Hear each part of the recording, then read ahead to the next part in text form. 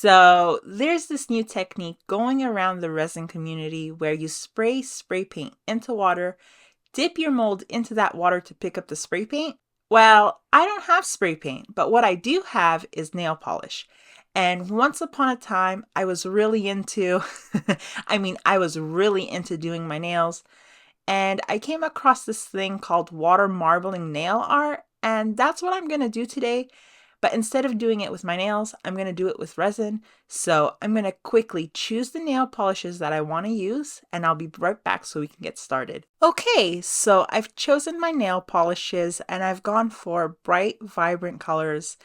And as for my molds, I'm going to be using this hair barrette mold and this phone grip mold. I think I want to use molds that don't have much depth to them. That way it'll be a lot easier for that nail polish to transfer onto my silicone molds, if that makes any sense.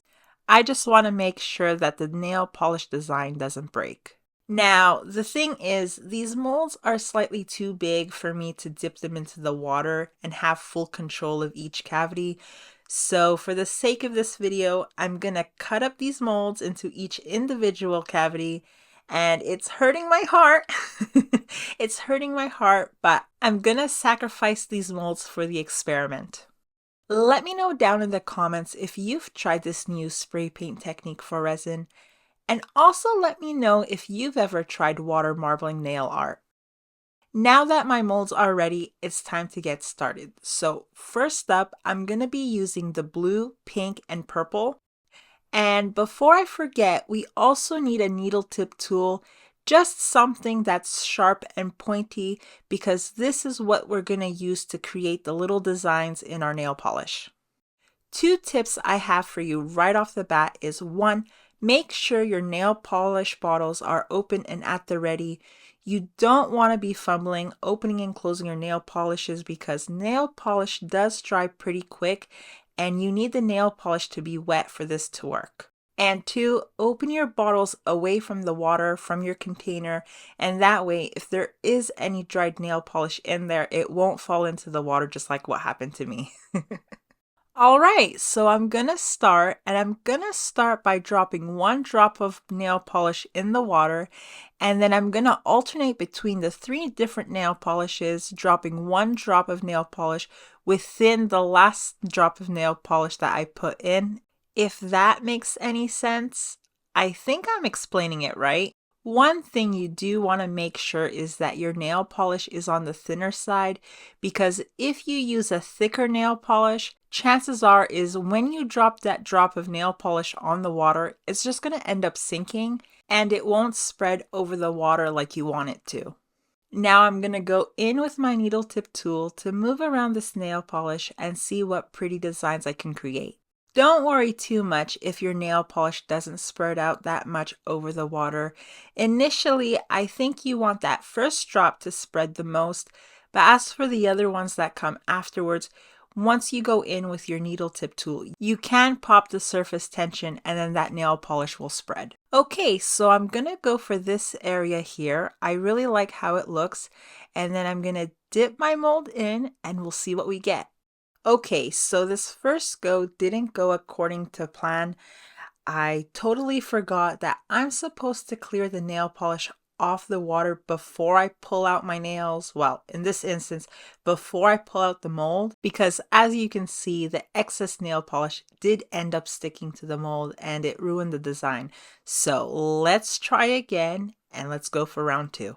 So again, I'm just going to drip my nail polish onto the water, drop by drop, alternating between the colors, and then I'll go in with my needle tool.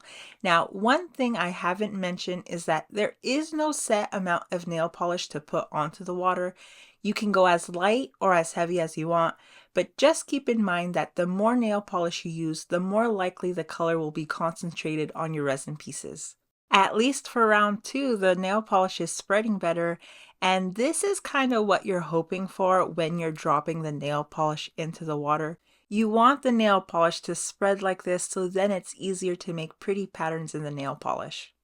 Another tip I have is when you're going in with your needle tip tool or a toothpick, if that's what you decide to use, only use the tip of the tool because as you're working, this nail polish is drying, and if you submerge your tool, when it comes time to pulling it out, it can get caught on the dry polish and it will easily ruin your design. Now, to clean up the excess nail polish, I will be using a Q-tip. You can use your needle tip tool or toothpick again, but I just find that the nail polish sticks better to the cotton bud, and I'm just going to swirl the Q-tip around to gather up the polish and pick it up like so. And just like that, this time it worked so much better. This design looks promising. There is a bit of water in the mold, but I'll pat that dry in a bit.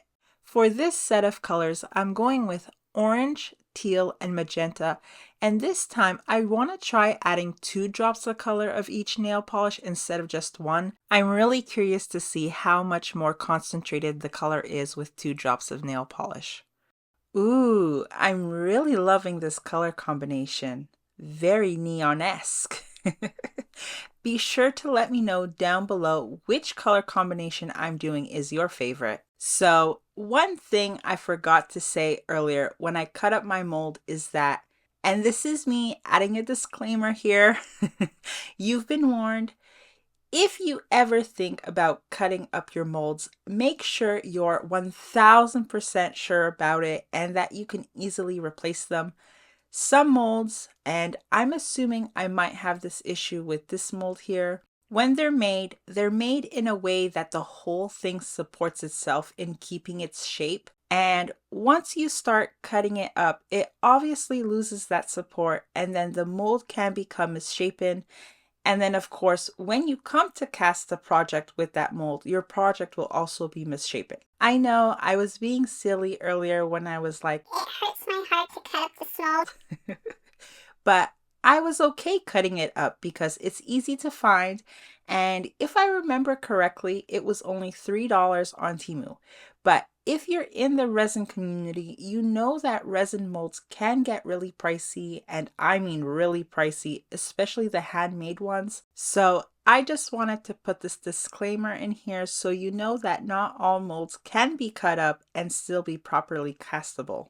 And as for my final color combination, I'm gonna go with blue, yellow, and purple.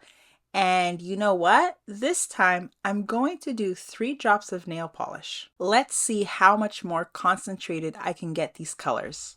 One other thing I'm also going to try this time is putting multiple molds in at the same time. I really want to see how much of this nail polish I can actually use in one go, so that way there isn't so much wasted nail polish. Oh look, it's a throwing up smiley face! I'm really hopeful that this works and that it turns out good, because if it does, it means I have something to do with all these nail polishes. Some of these are actually really old. I have a couple here from 2010, but most of them were bought in 2014, 2015 when I was in my nail art phase, but it would be nice to have a way to use them up because I don't know if nail polishes expire. Do you know if they expire? They probably do have a best before date though. Adding multiple molds might not have been such a good idea after all. I may end up with a bit of a mess here, but I think as long as the molds stay separate, it might be okay. Fingers crossed. I am noticing that in the molds I've already dipped, I'm getting an air pocket between the polish and the mold, which isn't letting the nail polish fully get into the edges, so I'm gonna have to think on how to fix that, but let's see what designs we have here. These look pretty, but the colors don't seem as concentrated as I hoped they would be. Alright, so now that my molds are ready, I'm going to dry them, and I also want to try and get rid of these air pockets. I'm thinking the best way to do this is to use my heat gun. The heat should soften the nail polish, and with the airflow, it should move the polish into the edges. At least that's what I'm hoping for. And just to make sure everything is fully dry, I'm also going to pat the molds with some Kleenex ever so gently. And there's our molds. It does seem that the heat gun did help in some places, but we'll only know for sure once I've cast these molds. At least if this fails, my gloves look colorful and pretty. And now, finally, let's get to the resin. So, because I've spent quite some time with the nail polish part, I'm feeling a bit impatient.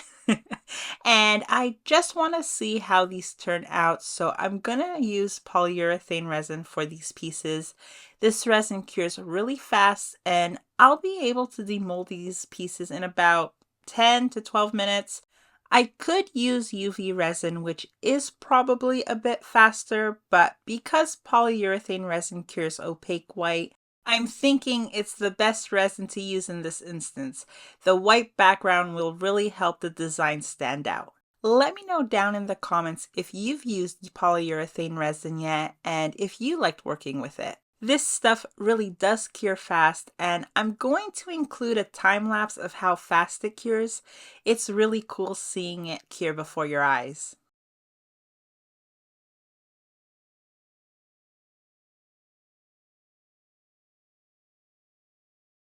And just like that, these pieces are ready for demold. So let's see what we've got here.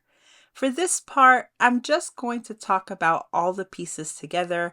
It's easier for me to talk about them after the fact I've demolded them and had a good look at them. So there are some pretty patterns here on these pieces, and they did turn out okay, but I think there is a lot of room for improvement. There's a few fails here, especially that first piece in my opinion, and it does seem that it's mostly because of those air pockets that the designs didn't come out good. They broke in the process, but even so, pieces 2, 5, and 8 I absolutely love. The colors go so well together, and I think since these pieces do look good, I think there's potential here. I think if I have a good think about how to change how I'm doing this, I can get some amazing results. Be sure to let me know which piece is your favorite. One thing I also want to show you, in case you're a bit skeptical about putting nail polish on your molds, is that cleanup is really easy. All you need is a bit of tape and it comes right off. Cleaning slime should work as well, but since I don't like the texture of slime, I'm not planning on trying it. I also just thought that you could even cut up the tape after using it, throw it into more resin, and make extra pretty pieces. That way you can get even more use out of the nail polish. And finally, my friends, to finish off these pieces, I'm going to put a thin layer of UV resin on top to give them a nice glossy top coat. And as I'm doing this, let's talk about an easier way you can do this technique. And the easiest way I think you can do this technique is to make your resin pieces first and then dip them directly into the nail polish. That way, you'd avoid getting the nail polish air pockets in the edges of your molds like I did, and the designs and pretty patterns shouldn't break in the process.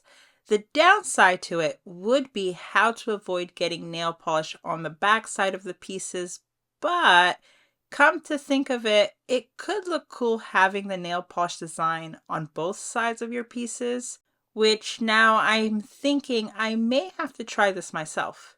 I do have one other idea up my sleeve of how to get better results with this technique, but I'm gonna save it for my next video, and I'm gonna leave you with some suspense as to how it can be.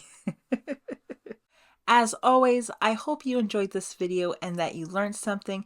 If you did, then please smash the like button and let me know down below what you think about this technique. If you'd like to see other resin techniques that I've tried on this channel, then be sure to check out one of the videos that's popping on screen now. Thanks so much for watching. Bye!